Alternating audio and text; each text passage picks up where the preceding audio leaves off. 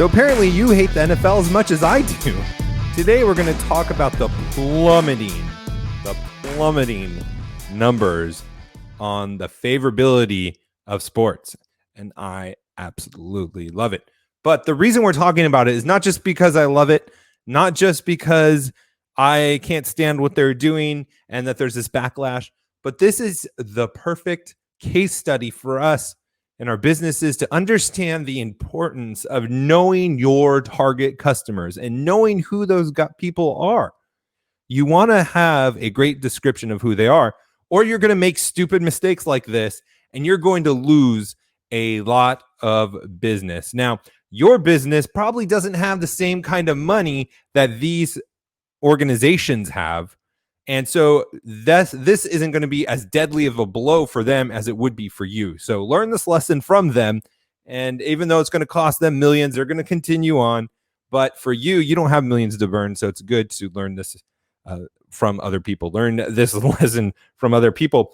Welcome to How to Build a Tent. You can get this sweet mug right here. If you put in HGBT when you go over to the Fight Laugh Feast network, put in that code, become a member. Man, the conference is coming up. I'm so excited for it. We are going to be in Tennessee. Do not miss it. Check the Fight Laugh Feast page for more details. And I hope I can see you there. Email me, Matt at howtobuildatent.com. Find me on all the social media sites. How to Build a Tent, specifically Parler, where I am not censored there. And that's a beautiful thing. All right, so let's just go through this article from Newsweek. I'm going to throw this up on the screen. I don't like this view more. I like this view more. What do you guys think? Let me know what you think. If you're watching on YouTube, appreciate all of you guys subscribing, liking, and sharing the show. Public support, according to New York Post, plummets amid the Black Lives Matter protest. Pandemic survey says, ding, ding, ding. This is from September 8th, 2020 for all the people that are listening on the podcast. This is fantastic. More people have a negative view of pro sports than a positive one as public support for America's athletic industries plummeted amid the coronavirus pandemic and athletes' backing of the Black Lives Matter movement, a new survey released Monday says. These drops are incredible. Americans who have a positive view of sports dropped from 45% positive to 30% last month. The Gallup poll found a 15% swing. The number of citizens who have a negative view shot up from 25% to 40%. That's a shift of 30 points from a plus 20% positive rating to a minus 10% rating. So they dropped 30 points. That's a really big number. The stunning drop comes at time. A stunning drop comes at a time when sports such as baseball have shortened their season because of the pandemic. Baseball sucks. Baseball would be a better sport watched on a spreadsheet. If baseball was played out on analytics based on the statistical lineups, and that's all the baseball was, it would be way more entertaining than actually watching the sport. Meanwhile, athletes have walked out of games, kneeled during the national anthem, or wore Black Lives Matter shirts to protest racial injustice following the deaths of unarmed black men in police custody. And President Trump slammed them, obviously. But sports are taking a big hit from this. Let's go down to some more of the numbers from the survey. Respondents who identified as Republicans soared the most on sports from a plus positive 11% rating to a negative 35%, a 46-point shift. They went from being 11% positive to 35% negative.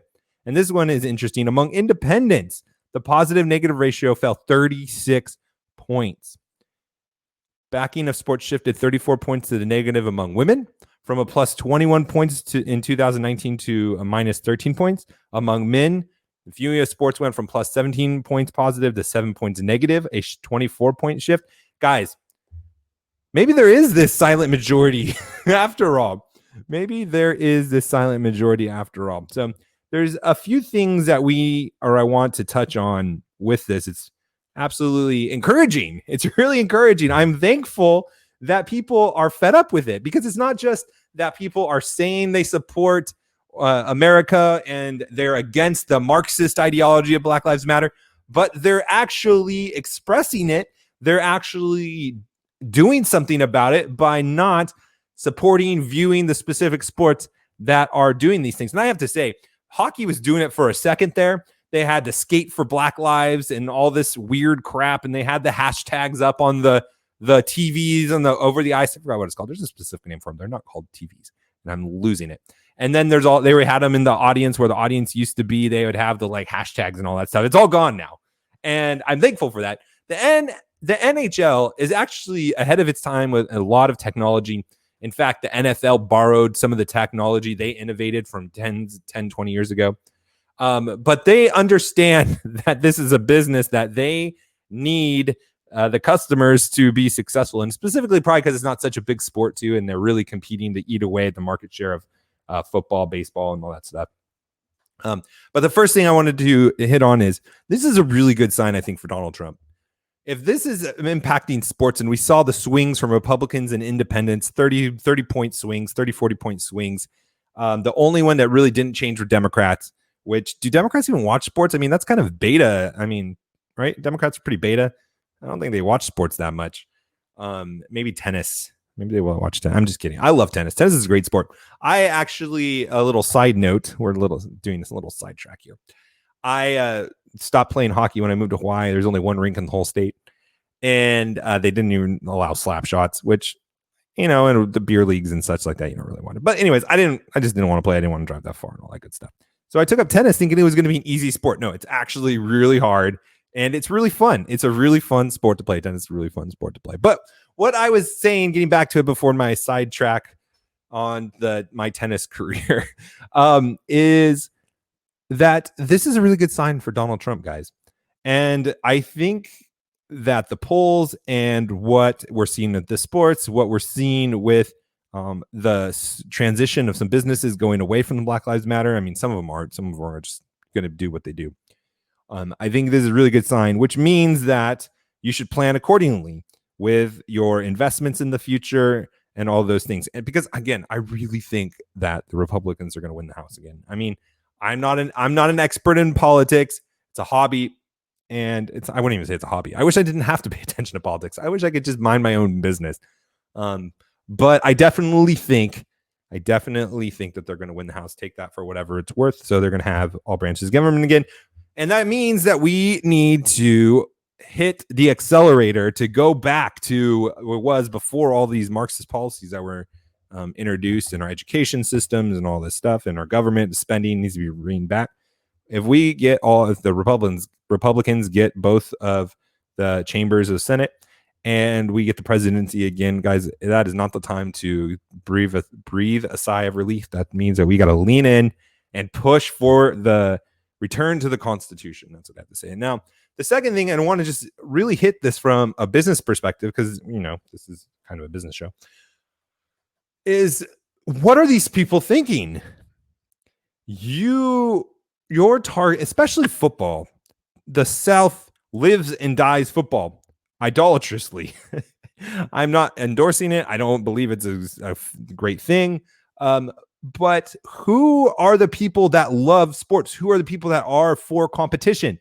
It's usually free market people. It's the people that enjoy and understand what it means to work hard. It's the people that know that it takes sacrifice. It takes hard work. There's competition. There's winning. There's losing. There's pain. There's the celebration.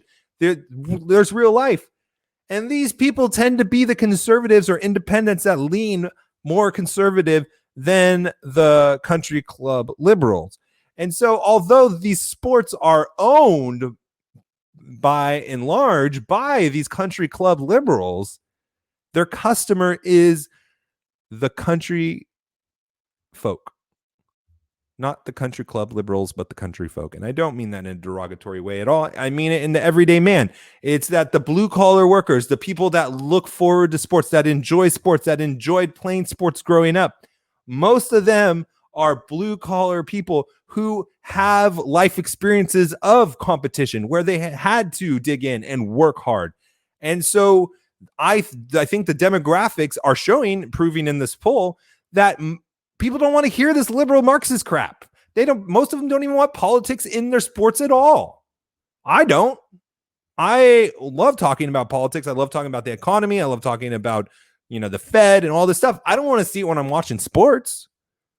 And let alone most of Americans who don't care about politics don't want to see it. And then when they do, they're not going to agree with people that are left-wing loons wanting to defund the police and enjoy and encourage the anarchy and the the rioting and the murdering and all those things. And so they made a huge miscalculation. And they're losing millions and millions of dollars for it. They're losing millions and millions of dollars for it. It'll be interesting to see how long it takes for them to pivot and adjust back. And I will say this, though. I don't blame them on the other hand. I mean, this is their religion. This is what they really do believe in. This is what the left believes in. This is their religion. These are their religious practices. This is the manifestation of what they believe in. If I was a Christian and I had to make a Christian stand, like not being open on Sundays, or I'm not going to serve this demographic of people because they are doing things that are against my religion, whatever it is, you may have to make a stand that goes against some of your demographic or your target customer, and you may lose, and you may be prepared to, or you may need to prepare to sacrifice those revenues. You may lose your business over it, and that might not be a bad thing either. But you have to understand, I don't think that these country club liberals understood the mentality and the mindset and where the country folk were at. I don't think they understood that. But as Christians, we need to understand that, and we need to be aware that there may be times where we are going to have to do the same things they're doing, but in the name of Christianity, in the name of Christ. And we will probably lose people too, because it goes both ways. So I'm not even saying like they shouldn't have done it. I mean, obviously, I don't agree with it, but that's what they believe in. Hey, they're sticking up for what they believe in. There's some kind of nobility in that, right? Now, a lot of them maybe weren't doing it because they believed in it. They were just trying to not get attacked by the mob. But I'm just trying to bring attention to that from a Christian perspective, that there may be a time that we need to do this too. And we need to be prepared for the loss in revenue and the loss of our customers. And remember, our end goal is not to grow our businesses and become millionaires and billionaires in and of themselves, although amazing things can happen for the kingdom of God when we do. Leaving an inheritance to our kids is a blessing. But our ultimate goal is pleasing the Lord. So if we can't do that while we're making the millions and billions of dollars, then we're not being successful. We're failing, because our ultimate goal is to be obedient to Christ. And if if we reap the rewards from that, then praise God, all glory to him. Use those for his kingdom, but that can't be our end goal. And so as we are making decisions and thinking about our target customers and what we're going to do, what we're going to support, let's remember our goals and our priorities. We'll talk to you tomorrow. God bless.